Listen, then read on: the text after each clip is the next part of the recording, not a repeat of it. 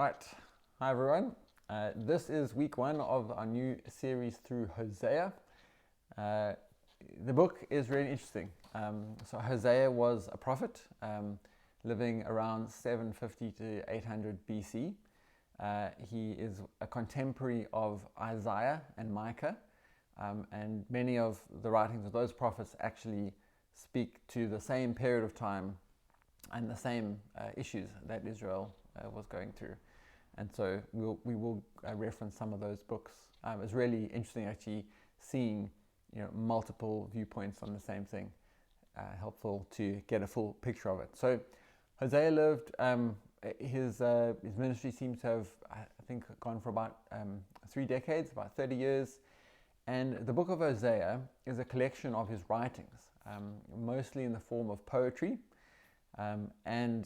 As I've read and understood the background, it seems like the book was put together as a warning and an exhortation to the southern kingdom of Israel to say, look what's happened to the north. These were the prophecies of God. These were the actions of the people. Ultimately, the north has been overrun by Assyria, and you will go the same way if you don't pull up your bootstraps. So at that time, Israel, within about 4 generations of appointing a king, Israel had been split in two.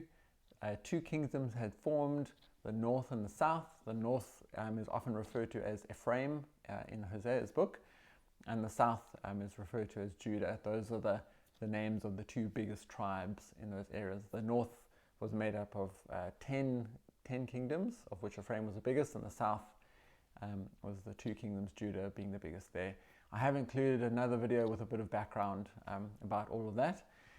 That video in particular is actually by a Jewish author, but I wanted to include it. It's a bit tongue-in-cheek.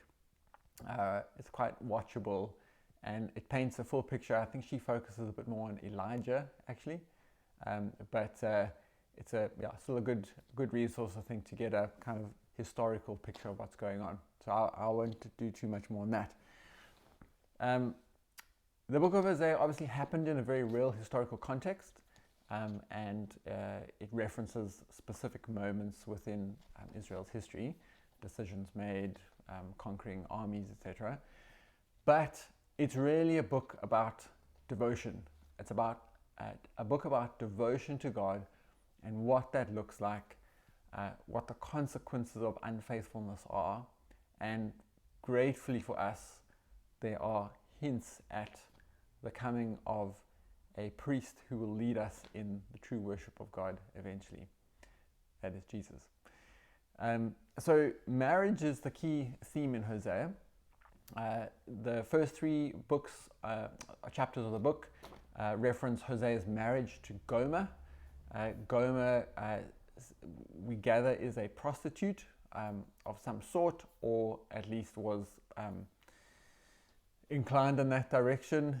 And effectively, God asks Hosea to marry her, even though they both know that this relationship is doomed. And it is. Gomer is unfaithful to Hosea, and Hosea is told by God to go and redeem her, to buy her back from her slave masters, and to bring her back into his house. And so it's this incredibly intimate, framing story, which then effectively encapsulates the rest of the book. Hosea's life is a picture of this radical, redemptive love that God has for us.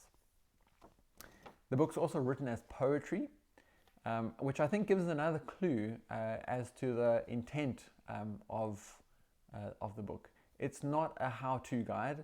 This is like a collection of love letters, some of them very painful, full of anguish and heartbreak, but it's a love letter that's going to help us be reminded of what it means to have a relationship with God. Like what we get, we've been distracted by maybe religion and a kind of religious adherence to things, but as we read, we'll see God wants to know us, and he really wants us to know him. There's repeat references to the Israelites having no knowledge of God. They don't know him. They don't understand him. They are not devoted to him. And so that's what we will read more about as we go. And then, finally, Israel was in a dark place. And ultimately, the northern kingdom is basically wiped out by the Assyrian armies. And so the book is challenging. It's not, I wouldn't even say it's a happy ending, certainly for Israel in that moment. But we mustn't lose sight of the fact that we live in a new covenant where, as Hosea hints at, there will be one who leads us in true worship of God, that raises us up on the third day, and that redeems us in the same way that Hosea redeems Gomer. God ultimately has a plan in place to redeem us. So I also think that reading about the ravages of sin, the darkness of a life apart from God, gives us a really good view of the incredible grace that God gives us in Jesus. Paul calls us the enemies of God before we come to faith. In this story, you're going to see how far Israel slips into idol worship and abandons the promises of God that he made to Abraham. And it's a pretty dark moment, realizing that our sin sets us apart from God and makes us his enemies. And there's some descriptive passages about what that means, how God treats his enemies. And so I came away from that a little shook, thinking about how poisonous sin is. But again, we have the incredible privilege of recognizing that our sin has been dealt with if we remain devoted to God. And so I'm looking forward to the study. It's a bit different from some of the other ones we've done, but I trust it's going to be helpful to all of us, and I look forward to our first chat on Thursday. Cheers.